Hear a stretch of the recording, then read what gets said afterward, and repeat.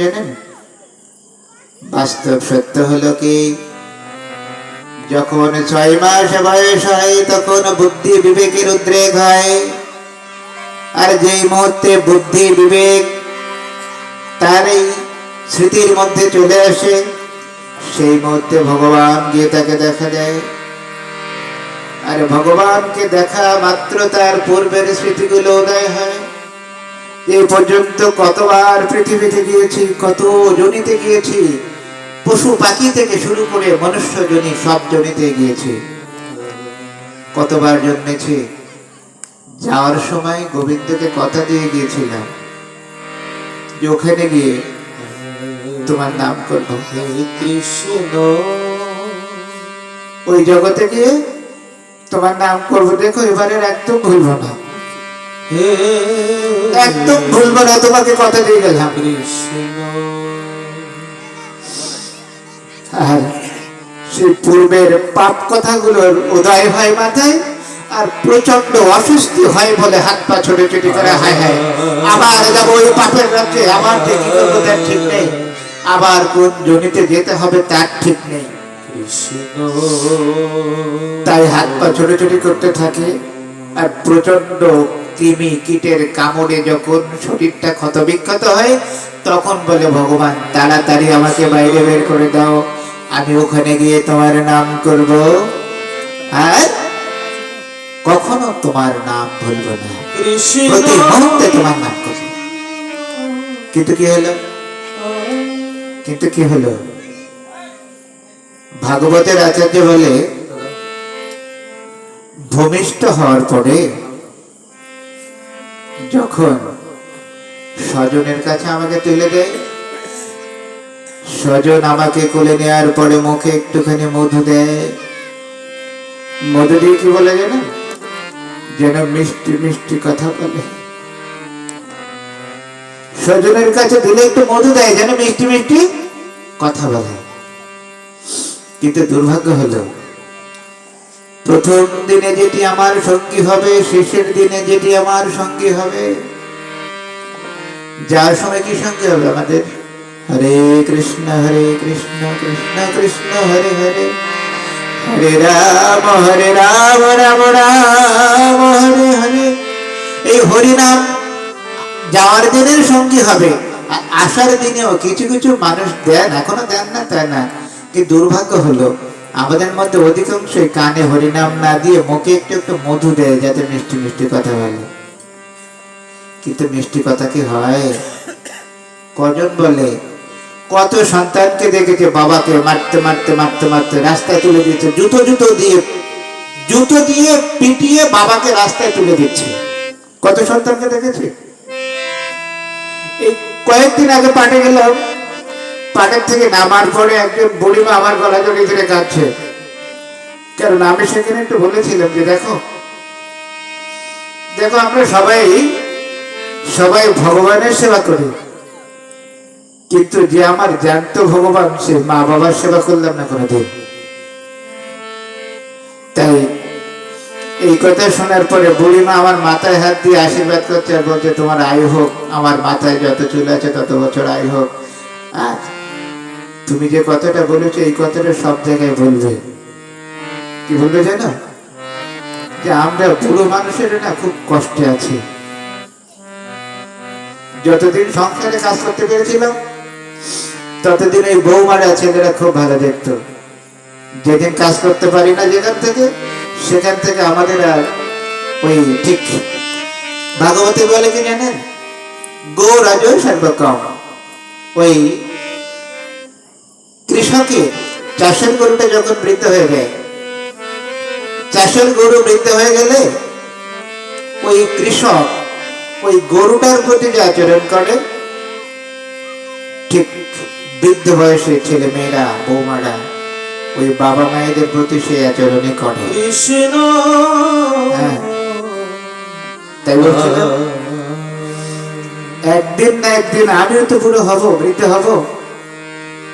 আমার বাবা এখন প্রসাদ পেতে গেলে কিছু প্রসাদ গালে যায়, কিছু প্রসাদ বাইরে চলে যায়, হাত পা কাঁপে।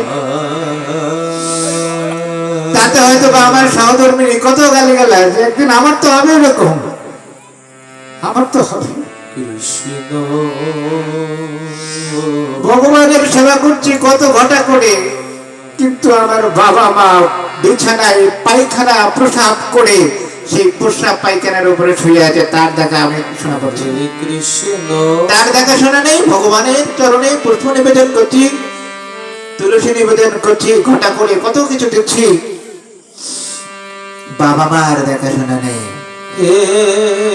কি হবে ধর্ম করে? কোন কাজে লাগবে? এ ধর্ম করে কোন কাজে লাগবে আমার? যে ধর্মে বাবা মাকে সেবা করতে বলে না, সেজন্য বলে সাধু সাবধান, সাধু সাবধান। সাদা কাপড়ে দাগ বেশি লাগে। আপনি আচরি ধর্ম অন্যরে শেখায়, এখানে বসে বড় বড় বুলি আওড়ানো যায়, নিজের জীবনে খাটিয়ে দেখাও। তোমার বাবা মা বাড়িতে, বৃদ্ধ বাবা মা কষ্ট পাচ্ছে, তুমি বাইরে কত সুন্দর করে হরিনাম বিলিয়ে বেড়াচ্ছ। আগে সেবা তার করো, আগে বাবা মার সেবা করো। আমাদের শাস্ত্রে কত উদাহরণ রয়েছে, বাবা মা যতদিন ছিলেন ততদিন হরিভজন করতে যাননি তিনি। দেবশ্রী নারদ আছেন, দেবশ্রী নারদ ভগবানের সন্ধান পেয়েছিলেন, ভগবানের কাছে যাবেন, কিন্তু মা বেঁচে আছেন, তাই মাকে ফেলে যেতে পারছেন না। আগে মায়ের সেবা। আমি ছাড়া আমার মায়ের কেউ নেই তো। যখন বাবা মা বৃদ্ধ হয়ে যায়, সেই বাবা মা হয়ে যায় আমার ছোটবেলার দশার মতো। যেমন বিছানায় পায়খানা প্রসাব করে শুয়ে থাকতাম, একটু পাশ ফিরতেও পারতাম না, মা সারাটা রাত ওই ভিজা শাড়িতে শুয়ে থাকতো, আর আমাকে ভালো শাড়ির পাশটা দিত। দিত কিনা? দিত তো। যখন জ্বর হয়েছে, অসুস্থ হয়েছে, সারাটা রাত থেকে বাবা আমার মাথার কাছে বসেছিল, সে কথা তোমার মনে নেই? তুমি শুধু হরিভজন করছো, ধর্ম করছো, করো, কিন্তু আগে বাবা মাকে দেখো না। তোমার বাবা মা বাদ দিয়ে কি ছিল ধর্ম তোমার? ভগবান কি বলে জানেন? স্বয়ং শ্রী গোবিন্দ বলেছেন মা দেবকীকে, মা যেদিন কংস বধ হয়েছিল, মা দেবকীর চরণ জড়িয়ে ধরে বলছে, মা শোনো শোনো, আমি ভগবান হয়েছি, কিন্তু আমার মধ্যে একটা দোষ রয়েছে। সেটা হলো তোমরা আমার মা বাবা, তোমরা এতটা জীবন ধরে এই কংসের কারাগারে পৌঁছেছ, আর আমি সন্তান হয়ে তোমাদের কষ্টটা দেখেছি, কিন্তু লাঘব করতে আসিনি। এটা আমার সব থেকে বড় অপরাধ, এবং এই অপরাধ ঘটানোর জন্য যে কতকাল অপেক্ষা করতে হবে তার ঠিক নেই।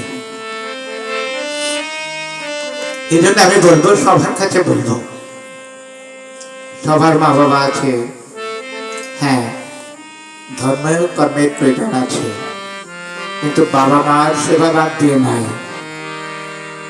বাবা মার সেবা করুন।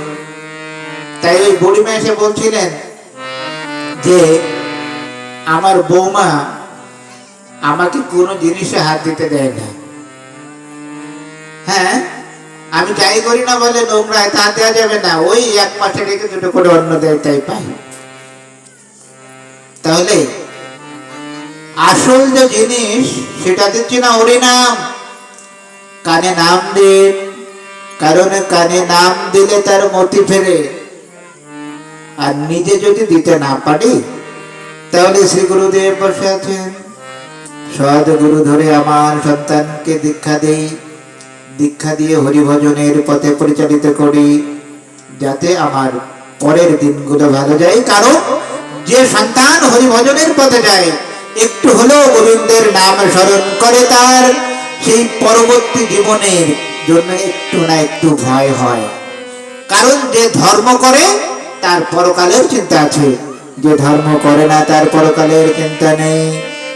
তাই বলে ভাগবতের প্রথম শ্লোক বলে দিয়েছেন যে তুমি যেদিন জন্মেছ সেদিন থেকে তোমার সঙ্গে আমার একটা সম্পর্ক ছিল। আমি গোবিন্দ, আমি ভগবান, আর তুমি ভক্ত, তোমার আমার সঙ্গে একটা সম্পর্ক ছিল। আর সে সম্পর্কটা এখনো আছে, কিন্তু দুর্ভাগ্য হলো সেই সম্পর্কের কথা তুমি ভুলে গিয়েছ। আর সম্পর্কের কথা ভুলে গিয়েছি বলেই আমাদের কপালে এত সব দিন, এত কষ্ট পাচ্ছি। বড় ঠাকুরের পুজো দেবো, হ্যাঁ কষ্ট পাচ্ছি। কালী পুজো দেব, কষ্ট পাচ্ছি। সংসারে অমঙ্গল, হ্যাঁ কালী বাড়ি গিয়ে একটু ডালা দেব, না হয় কি করবো, প্রায় চিত্ত করিয়ে নেব। করছি কিনা? সংসারে কষ্ট, তাই নানান প্রকারের কত কিছু করছি। কিন্তু আমি কি ভুলে গিয়েছি যে আমার পূজা আমি নিজে করতে পারি? আমার পূজা আমি নিজে করতে পারি। এখানে আমার গুরুদেব আছেন। বৈষ্ণব ধর্ম এমন একটা ধর্ম যেখানে যার পূজা সেই করতে পারে, কোনো ব্রাহ্মণ লাগে না, কোনো পুরোহিত লাগে না। পূজা করতে গেলে ব্রাহ্মণ পুরোহিত লাগে কিনা? লাগে না। কিন্তু বৈষ্ণবীয় ধারায় যার পূজা সেই করতে পারে, কোনো ব্রাহ্মণের প্রয়োজন হয় না, পুরোহিতের প্রয়োজন হয় না। যিনি দুহাত তুলে হরিনাম করতে করতে গোবিন্দ চরণে আত্মসমর্পণ করতে পারে, তিনি নিজের পূজা নিজেই করছেন। তিনি নিজের পূজা নিজে করছেন। আজকে আপনারা যারা ভাগবত কথা শুনতে এসেছেন, আপনার পূজা আপনি করছেন এখানে বসে বসে। যদি ভাগবত কথা শুনতে শুনতে মনের অজান্তে এক ফোঁটা চোখের জল পড়ে, এক ফোঁটা চোখের জল, তাহলে এক ফোঁটা চোখের জল আপনার সারা জীবনের শত শত পূজার থেকে 100 গুণ বেশি ছাড়া কম নেই। যদি এক ফোঁটা জল গোবিন্দের চরণে ফেলতে পারতাম, লোক দেখিয়ে নাই তো। আমরা অনেকেই আছে লোক দেখানোর জন্য ক্যামেরার সামনে বসে বসে চোখের জল ফেলি, কিন্তু মন্দিরের দরজাটা বন্ধ করে গোপালকে বলিনি, কখনো বলিনি গোপাল তোমার সঙ্গে একটি সম্পর্ক আছে আমার, তাই তোমাকে ছেলে হিসেবে নিয়েছি, তুমি আমার পুত্র, আমি তোমার পিতা। এই অধমকে তোমার পিতা বলে স্মরণ করো, স্বীকার করো। যদি এক ফোঁটা চোখের জল ফেলে বলতে পারতাম, গোবিন্দ গোবিন্দ তুমি আমার পিতা আর আমি তোমার সন্তান, অধম সন্তান। এই সন্তানের মতো না আছে কোনো ভজন, না আছে কোনো সাধন, জীবনে এমন কোন পাপ নেই যে করিনি। আজকে যখন বুঝতে পেরেছি তোমাকে পিতা হিসেবে জানলে, তোমার সন্তান হতে পারলে আর কোনো পাপ থাকে না, সবই চরণে চলে যায়। যদি মন্দিরের দরজা বন্ধ করে গোবিন্দকে প্রণাম করতে করতে চোখের জল ফেলে একটু বলতে পারতাম, তুমি আমার পিতা, আমি তোমার অধম সন্তান। কৃষ্ণ